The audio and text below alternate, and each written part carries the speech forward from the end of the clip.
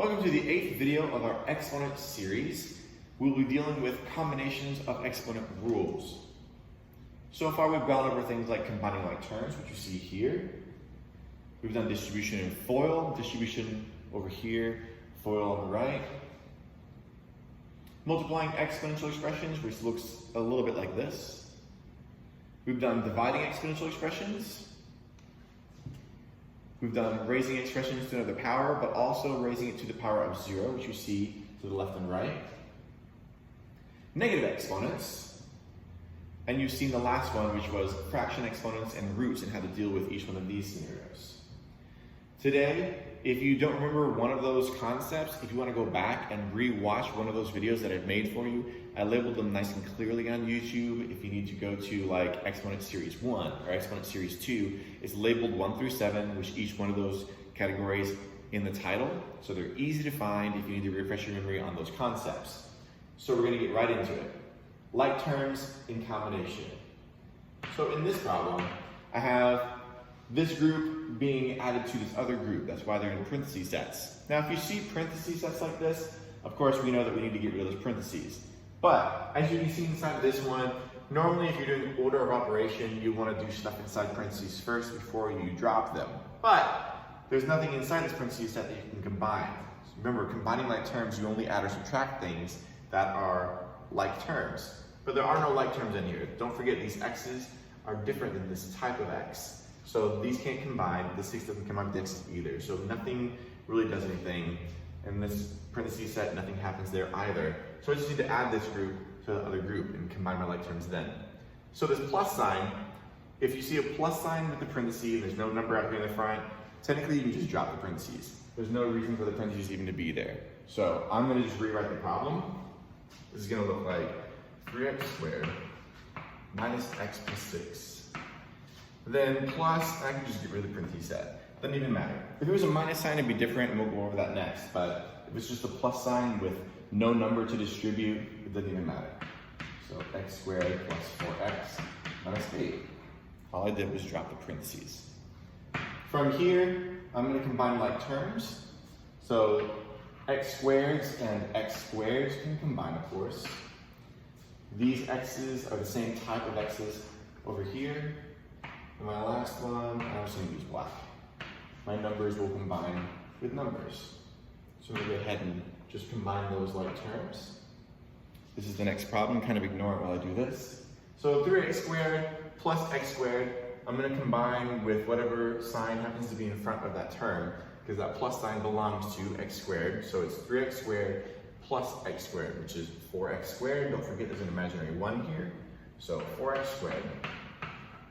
With my blue, I'm combining this minus x with this plus 4x. So there's an imaginary 1 here, so minus 1 and a plus 4, which gives me a positive 3x.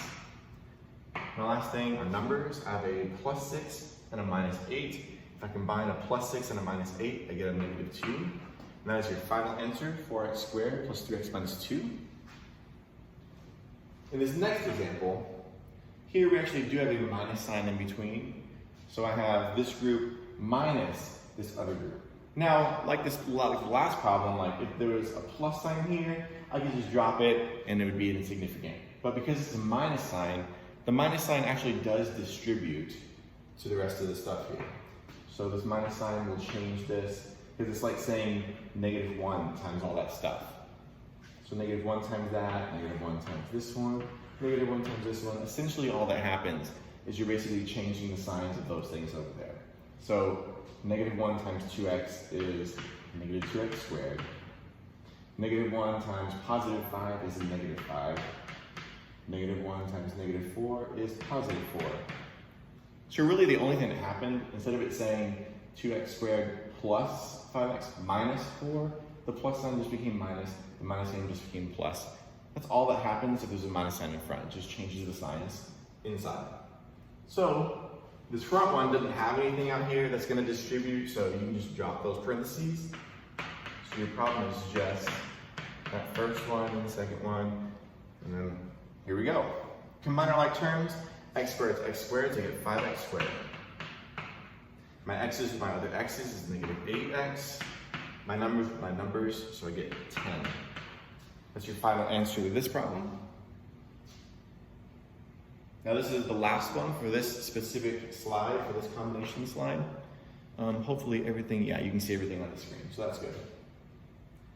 In this one, I have these items added to these items, but subtracted with these items.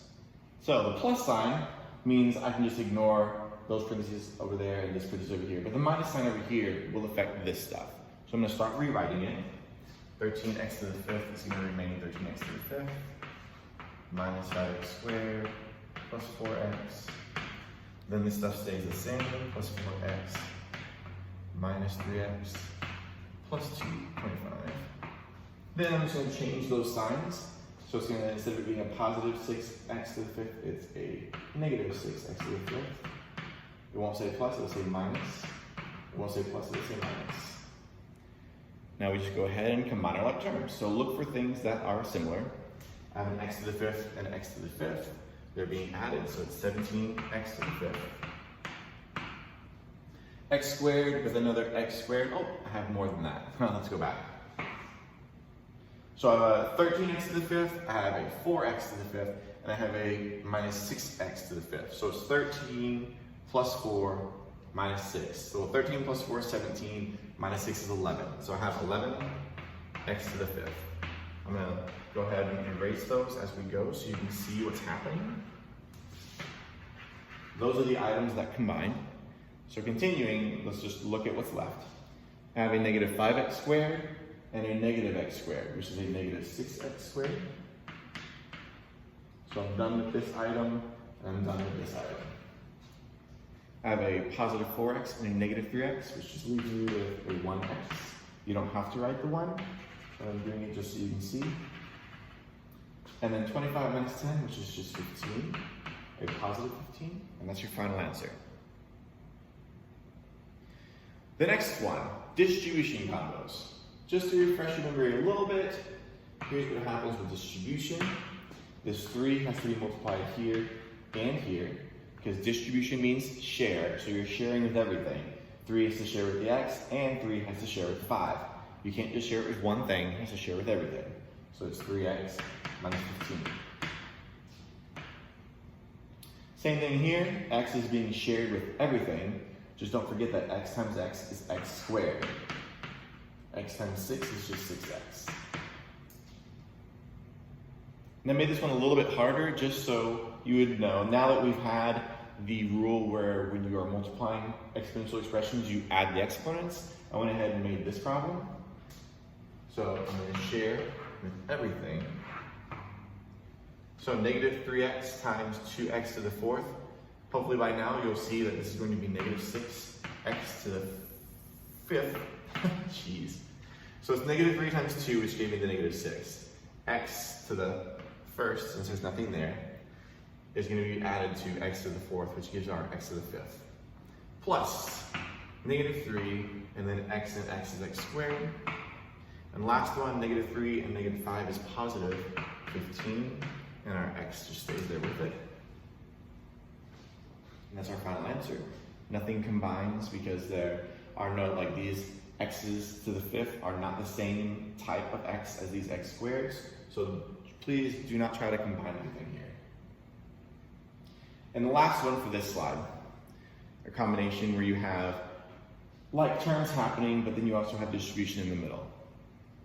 So let's go over this problem. Distribute. So I'm just going to go ahead and write everything underneath. So I'm going to have the 15x will stay the same, minus 5y will stay the same, but this stuff I'll go ahead and write in blue. 2 times 2y gives me the 4y. 2 times the negative x is negative 2x.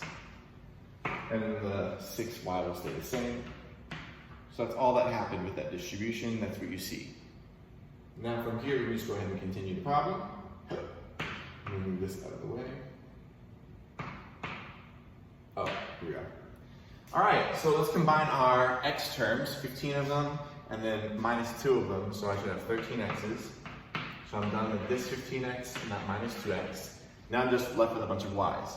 So negative 5 plus 4 is negative 1, plus 6 is positive 5. and that's your final answer. Here we're going to just recap a little bit with FOIL. Now, whenever you do FOIL, don't forget this is a form of distribution, which means that the x has to share with that stuff and the 5 has to share with that stuff. I'm going to do them separately, of course. So first I'm going to start with my x sharing. I'm going to do x times 2x to give me 2x squared. X times negative 3 to give me negative 3x. So I'm done sharing the x. Now I can move to sharing the positive 5. Positive 5 shares with the 2 by multiplying, so that's positive 10x. And positive 5 times negative 3 is negative 15. From here, I can combine like terms, which you see in the middle with the negative 3x and positive 10x to give us just a positive 7x. The minus 15 will stay at the end, and the 2x squared will stay in the front. And that's your final answer there. This is a more difficult FOIL problem, because you're going to see this when you get to the higher maths, like in Algebra 2 and maybe in pre-cal, where you have maybe some x squared terms being multiplied with another parenthesis set that has x's in it. So don't forget your exponent rules, they're going to increase. So let's go ahead and start by sharing the 4x squared. 4x squared shared with x, so multiply 4x squared times x to get 4x to the third, and then times 3 to get 12x squared. So I'm done sharing the 4x squared. Now I'm going to move on to sharing the 2. 2 times x, 2 times 3, so I have 2x and plus 6. Now actually I don't have anything to combine, like there's nothing to simplify from here, because these x's aren't the same type as these x squareds, which aren't the same type as this normal x. The 6 doesn't combine anything, so you're actually done here. And the last problem for this slide. Instead of having 2 items over here being multiplied by 2 other items where you would normally see in FOIL, this time I have 2 items being multiplied by 3 items. So this problem will be a little bit longer. So if I have 2 items times 3 items, I should end up with 6 things down here where I have to see if they combine like terms or not. So let's go ahead and start. This visual that I keep doing, I like to do it because it's a simple way for people to see like what's happening with the math. X times x squared to give me x to the third. Done sharing there. X times negative 5x to give me negative 5x squared. And x times negative 4 to give me negative 4x. So I'm done sharing the x. The x times these things give me 3 things. So if I share this 3 with these 3 things, I should get another 3 items, which I'm going to do now. So 3 times x squared is positive 3x squared. 3 times negative 5 is negative 15x. And lastly, 3 times negative 4 gives me negative 12. From here, if I have like terms, I need to combine them. I have some x squares that can combine, and I have some regular x's that can combine. So our final answer, x cubed, has nothing to combine with. Negative 5x squared, positive 3x squared is a negative 2x squared. Negative 4x and negative 15x is negative 19, because a negative and a negative is going to be bigger than negative. And our last number, 12, doesn't really combine anything, so it's going to be minus 12 for our final answer. Now, we've done multiplying, we've divided, and we've had negative exponents. But instead of doing each individual rule, this time you're going to see problems where those things are combined in one problem. So just to recap a little bit before we get into the combos. Let's look at what happens. Of course, x squared times x to the fourth. Whenever it's multiplying expressions, you know that you should be adding the exponents, 2 and 4 to get 6. Over here, don't forget that normal numbers will multiply normally, so please don't try to apply exponent rules to normal numbers. Negative 2 times 5 is just negative 10. Then these are exponents which follow the exponent rule, so base of x, negative 4 plus 7 is positive 3. Now, that was just a recap, and here's a combo problem. In this problem, we have an expression being multiplied to another expression with a negative exponent. Negative exponents are there. And then multiplied by another one. So I'm doing a combination of multiplying with 3 different expressions, but I also have some negatives in here. So let's see what happens. I have x cubed, and I have a 2x to the negative 4th, and I have an x. This doesn't have an exponent, which means that we know that there is an imaginary 1 up there. So let's look at my x's first. Well, actually this 2 doesn't have anything to multiply to by, so this 2 is technically going to come out here. So I'm going to just ignore this 2. And I'm going to look at my x's. X to the third times x to the negative fourth times x to the first. Since they're all x's, I can just add the exponents. 3 plus negative 4 is negative 1, and then plus 1 is 0. So I'm going to have x to the 0 power. Interesting. So I'm done with my x's. Now I'm going to look at my y's. Y to the negative fifth, and y, if it's blank, is to the first. So that gives me to the negative fourth, plus 2 to the negative second then. So I have y to the negative second as our final answer here. Now, we're not done, because I taught you in previous videos that x to the 0 power is 1, and our negative exponent has to be dealt with by putting it on the bottom of the fraction. So our 2 is going to stay on top. The x to the 0 became 1, so it's 1 times 2, which is just 2. And the y will go to the bottom, so it has a positive exponent. So this is our final answer. Moving on to another problem. We're going to do division. Just to recap a little bit with division. Here we have x to the first and x to the first. Since we're dividing, we subtract to get x to the 0, which is just 1. Let's just cancel out, and we're just left with 8. 5x to the negative 1. Please don't forget that negative exponents have to move in order to become positive. So our answer is 5 over x to the first. These 9s will cancel because 9 divided by 9. X to the fifth, meaning when you're dividing, we have to subtract, so it's 5 minus 6, which gives us x to the negative first, which means it has to move to become positive. There's a number out front of x. If you don't see it, it's a 1. So the 1 will stay on top, and the x negative first will go to the bottom to become positive x to the first. So that's our final answer there. Now, done with the recap, let's move to the combos. This is a combination problem where I have multiplying on the bottom, but I also have division. So this is division and multiplying in the same problem. So I'm going to go ahead and do the bottom first and just multiply them. If I did that, I'm going to move this over a little bit and rewrite it in blue. So step 1, which is this is my process of how I do this problem. I'm going to multiply the bottom first. The top will stay the same, so I have 2x to the cubed. I'm going to go ahead and multiply the bottom to get 3 times 6 to get 18. X squared and x to the fourth gives me x to the sixth. Now I can just go ahead and divide. I know 2 divided by 18 simplifies to 1 over 9. So I'm going to have 1 over 9. So I'm done with my numbers. X to the third over x to the sixth. I have to subtract the exponent, so I get x to the negative third. So here's what happens. Since I have a negative exponent, you know it has to move to the bottom. So the 1 stays on top, the 9 stays on bottom, and then the x to the third becomes positive. Moving on to another combination problem.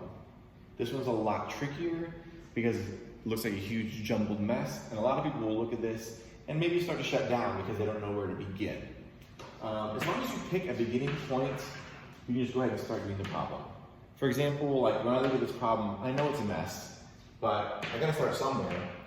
And it's not gonna matter too much where you start. If you wanted to start dividing first, one of these, you could. Or if you want to start multiplying first, that's also okay.